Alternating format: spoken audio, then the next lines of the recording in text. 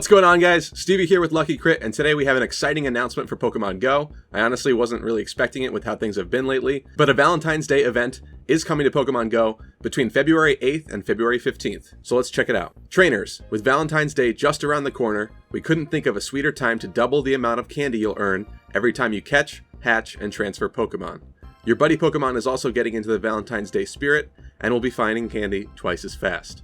Throughout the celebration, you'll notice that Chansey, Clefable, and many other adorable pink Pokemon will be encountered more frequently in the wild. Cleffa, Igglybuff, and Smoochum will also be more likely to hatch from eggs. And to help you paint your town pink this Valentine's Day, lure modules will last for 6 hours for the entire duration of the event. This limited time celebration will only be available from 11 a.m. PST on February 8th to 11 a.m. PST on February 15th.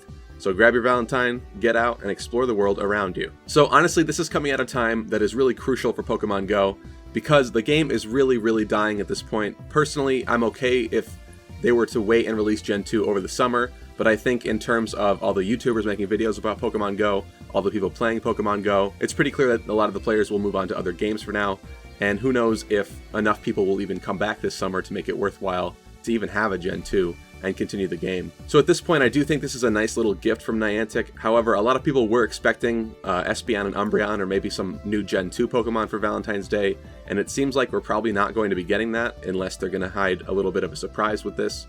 But overall, I do think it's pretty cool because now we have double candy once again, the last time we had that being Halloween, so it's been a while.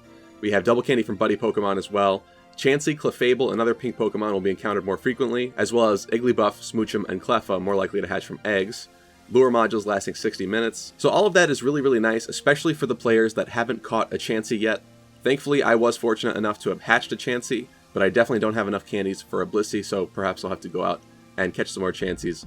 So definitely be sure to keep your eyes peeled for wild Chanseys over the coming week, and also be sure to get as many candies as you can during this double candy event. And if you have any lure modules that you've been waiting to burn, now is the time, considering they last 6 hours.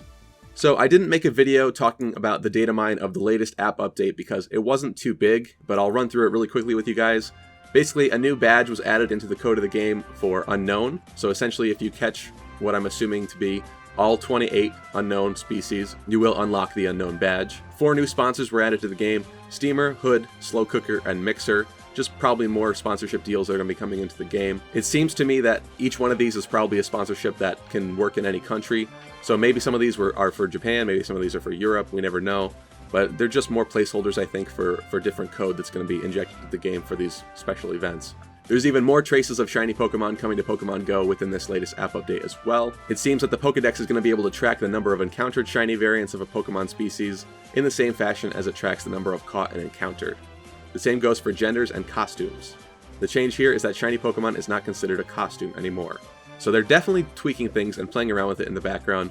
We will be getting it, I would imagine, some point this year. It's definitely been a lot longer wait than I was expecting. I kind of assumed that it'd be out definitely by now, but obviously they're still working on it, or they're waiting for a particular date to release it. So there's also a new potential catch bonus called the Critical Catch that we're seeing tidbits of in the code of the game. If you're familiar with the other main series Pokemon games, then you've probably already heard of Critical Catch. It was introduced a couple of games ago, and basically it's just a free catch. The ball doesn't really spin, and you just kind of instantly catch the Pokemon. There is a chance for it to fail, but it's pretty much a guaranteed catch. There's also a new in-app purchase category, Avatar. So like we discussed in the past, basically you will be able to buy Avatar clothing items in the Pokemon Go shop at some point. Who knows when that'll actually be out though. And there's also more added platform support for Windows and OS X. So definitely be sure to get out and enjoy this event while it lasts, because even though there's a lot of other fun games that have come out recently like Fire Emblem Heroes and other stuff that I'm sure a lot of you guys are playing, this event does make Pokemon Go at least slightly more relevant again. If you were saving up candies, trying to do anything in the game, now is the time to go back and play it, at least until February 15th. And then hopefully after that, that'll pad it out enough and we'll have an actually decent update, considering we haven't gotten anything good in the past while. So thank you so much for watching, guys. Let me know your thoughts in the comment section down below. Be sure to slash that thumbs up down below if you like this news. Get subscribed if you haven't already, and I'll see you guys in the next episode.